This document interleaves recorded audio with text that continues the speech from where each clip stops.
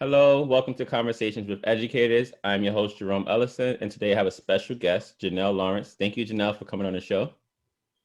No problem. Hi, everyone. Hey, I'd like to start with a quick game. The game's called Start, Bench, and Cut. So it's pretty much you start the thing that you like the most, you bench the thing that you like second most, and you cut the thing you like the least out of the three things I give you. All right. So I want you to think back to your experience in school. So which one would you start, bench, or cut? Your elementary school experience, your middle school experience, or your high school experience? Start, bench, or cut. Yeah, I And didn't why? go to middle school, so Okay. then I guess that would be cut. Okay. I like my primary school experience, so I'll keep that. Mm-hmm. And I Bench. bench high. Bench high school. All right. So why would you bench high school since you went to high school? How was that experience for you? Um, if there was, I probably would have cut high school. Honestly, I went to Mm. all girl high school, which Okay. was really good. That was an all girl high school, but Mm-hmm. then it was also bad. Girls Mm. are mean, Yeah. Interesting. very and Usually, smart girls are mean because uh, I went to like a school for like gifted kids, so smart girls are meaner. interesting. That's interesting because I would think that at least in a mixed school, I think a lot of the girls' issues sometimes is for attention, and sometimes, especially in middle school, it could be attention for boys. So if it's an all girls school, what are you guys being mean about? What was the issue mostly about? You think? But I guess kind of feel offended that you think No, the issue I was a because dean, of so a lot of the issues I've came across my office was a lot of girls being mad about this boy likes this girl more than me, or he broke up with me to be with this one. That's why I don't like her, or she's always around the boys. I don't like her. That happens so much in middle school. okay, so maybe I don't see it in my middle school. Okay, so in high school, what was our issues? It was just us being mean. They weren't like reasons, and that's why I think it was more Mm, more difficult. It's not like, oh, I didn't like her because of this. You decided you don't like you, and then that's it, you know. mm. So it's not, yeah. So I think that's more hard. It's harder Yeah, when it's just one thing. yeah, it is definitely, especially during those middle school years. So, Mhm. my next question is more like a reflective question. What made you become a teacher? What got you into the field of education? I think what got me into education. So I went into the sciences and then I didn't really care for it. Like I was in grad school, full ride and everything, Mm-hmm. and they were just talking, and I was just like, who cares? Who Mm-hmm. like who cares?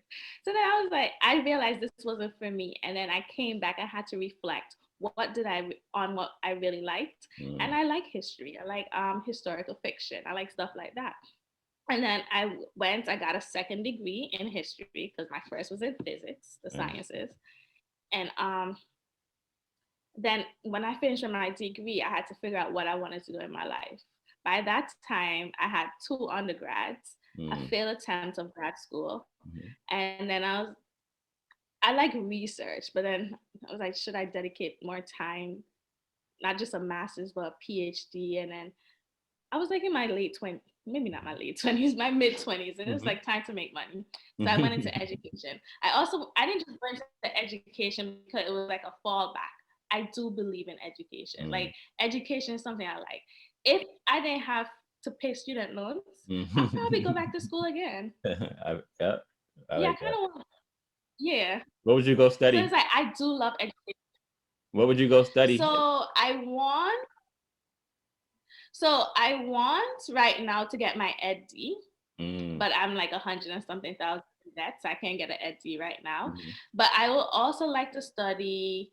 I want to open like a bilingual school one day. Maybe Ooh, learn I like that. Spanish. Um, there's so many things. One time I thought about taking going to law school just for fun, but then my friend looked at me and was like, "You have just for fun money?" So I was like, "Okay, so That's true. That's true. It's expensive, extremely expensive. What has been your biggest challenge as an educator in the field? I think it's admin or Mm, dealing with admin. mm. Dealing with co-teachers are horrible. I mean, not Yeah, horrible, but the challenge. difficult as Admin well. and co-teachers. Yeah, Yeah. partnership. Which When part I of it? first Which part of started, it? I thought it was the students. Mm-hmm. Mm? Which part of When I first admin? started, I had, Yeah, which part of dealing with admin oh, or which part? protocol teachers? Yeah. So I feel like admin, they come out like they try to help. I'm not gonna say they don't try to help, but then in one email it's, oh, we're going through a pandemic. We don't want you to overextend yourself. Like Mm-hmm. we want you to think about yourself, and then the next email is this and this. It's like, listen, Which one like is you're it? Pick a stressing me side. out. Yeah, like you're stressing me out. It's Yeah. like we go to these PDs about um allowing children, like having the students understand, like no, being understanding of the students being home, and like maybe they don't want to turn on their camera for something, Mm-hmm. or be very understanding, maybe the work is not going to be on time, but then Mm-hmm. as soon as you miss a deadline, it's a problem, or you're getting messages Mm. like, why is your camera not on, turn on your, like very microaggressive Ooh, kind of. that's a great Yeah. point. That's a great point. It's like mixed messages, right? Or it's like we think about like the impact that COVID and the pandemic has had on kids, but it's also had a huge impact on teachers, right? So the same expectations we have for the kids, that flexibility, we have to also have that flexibility with the teachers. And sometimes admin And they'll tell you that they do, but when it comes down to those deadlines, when it comes down to what the system is telling them that they need to get done, they start to lose that flexibility. So it's important that I think it's important that teachers communicate that, come together and let the admin know that, listen, we're going through a lot as well. So you got to be flexible with us because we're all going through the pandemic. It's not just something the kids are going through, it's something we're all going through. Parents, teachers, admin, everyone. So that's a great point. Really good point. What has been your proudest moment as a teacher? What's something that has, when you think about it, always puts a smile on your face?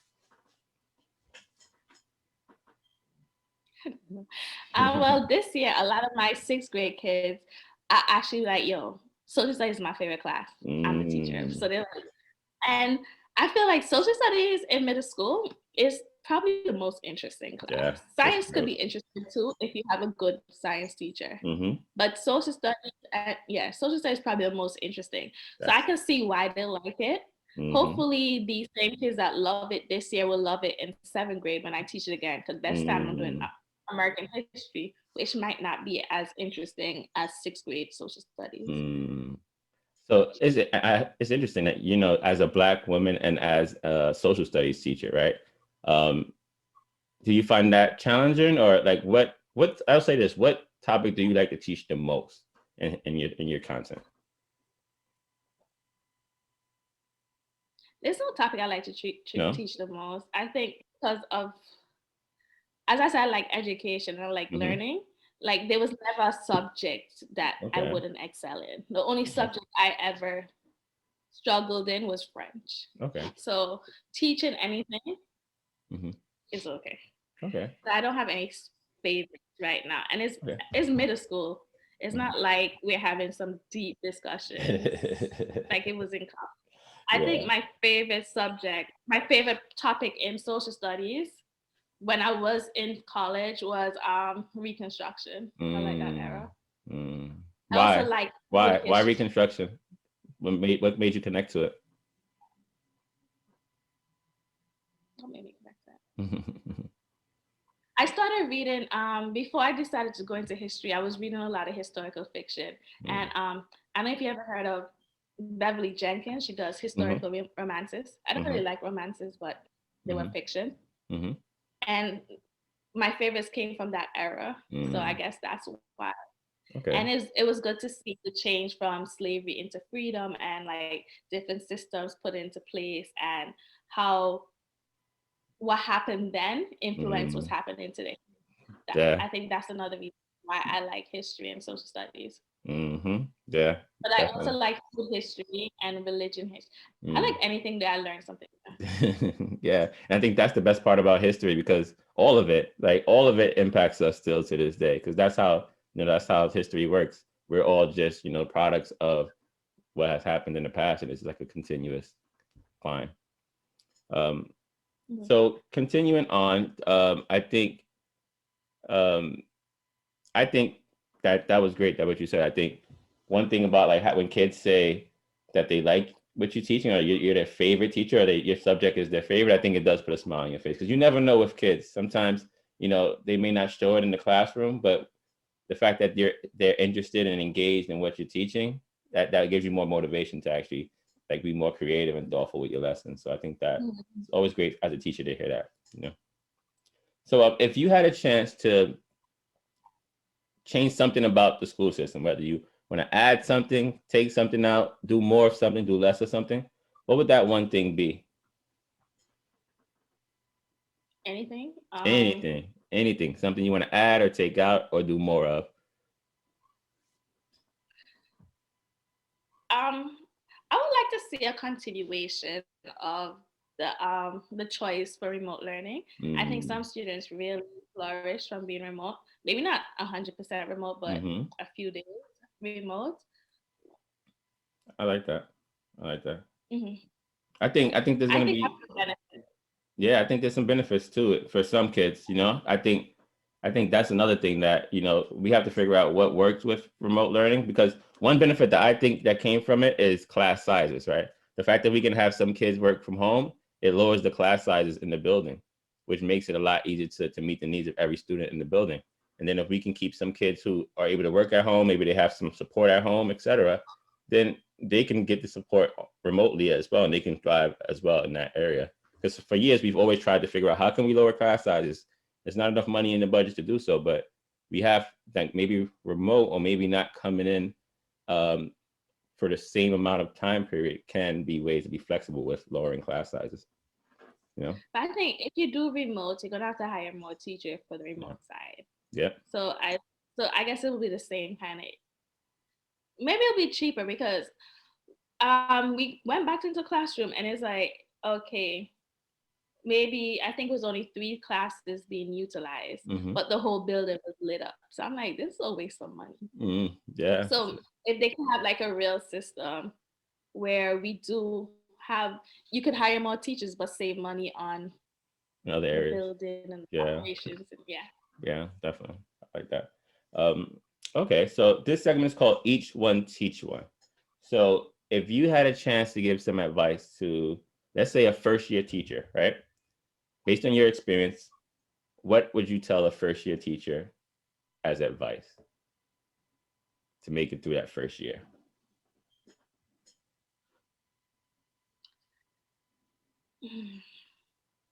A first year teacher, I would tell them to ensure that they're planning. Mm-hmm. Like, don't try and wing anything. It's gonna be difficult. I did take a lot of time my first year planning, and I know we're trying to sell teachers do not go over their hours, like Mm-hmm. stay at home. But I think if you're planning, your life is easier. Once your plan is good, your life is a lot easier. Plan for everything. Very true. Very true. And when you plan a And lesson and just you over plan sometimes, you feel more comfortable. You feel less angst going into teaching a lesson. So you can be more flexible. But if you're not planning, you're just trying to wing it, that's when you start to get nervous and your lesson doesn't go exactly how you want it. And you start to lose motivation. not And even it's like a nervous. spiral effect. What was that? It's not even just being nervous. It's if you don't have a plan, then you're gonna have behavior issue, and it's gonna be more stressful. You're gonna have kids throwing stuff and um, leaving the classroom. Yeah. If you Yeah. have a good plan, and if you know I'm gonna do this, this, and this, the kids are gonna do this, this, and this. Not Mm. that you're gonna do this, then you're gonna want it. It's gonna be like, True, true. That's so true. Because part of classroom management is keeping the kids engaged. The kids are engaged, and you have engaging work that they can do. They'll be more on task, and it's less time to be disruptive or do anything off task. I like that. That's very true. All right, last segment. This one is called Choose Your Teachers Wisely. So this is a chance for you to give a shout out to anyone. It could be a teacher, it could be a book, it can be a podcast, it can be a video, something that has educated you to be better in life. I wish you. Let me think. I know this is a one you have to answer. You got to figure it out on the spot. Someone who has inspired you. Could be a book, person, anything. Oh, my idol, Hillary Clinton. Mm, I'm actually okay. gonna name one my children after her. So Wow. Why? Can you explain what makes her inspire you and what makes her motivate you? okay, So in grad school, I think I was taking like a woman history course, and we learned that one time Miss when Hillary was a child, she wrote to NASA saying she's going to work for NASA one day. Mm-hmm. And they wrote back and told her that girls could not um, work for them. I guess she wanted to be an astronaut. I don't know. Mm-hmm. But when I heard that story, I was kind of annoyed. And from then on, I've just been like a big fan of her because she didn't let that stop her. Yes, she didn't go to NASA, but I think she was at the top of her law school and she Mm. had a very good career. Yeah, I like that. I like that. And I think, um, yeah, I think that's great. I think you deserve a shout out as well. You know, it's not easy as a Black woman in today's world, and you became an educator. So I know you've overcame so many boundaries and so many obstacles yourself, and people told you you couldn't do something, and you still did it. So you should get a shout out as well. And thank you for coming on the show. I appreciate your time. Yeah, let's stay in contact, definitely. That's the show. Thank you everyone for watching. Stay blessed. And remember, education over everything. Bye. Bye.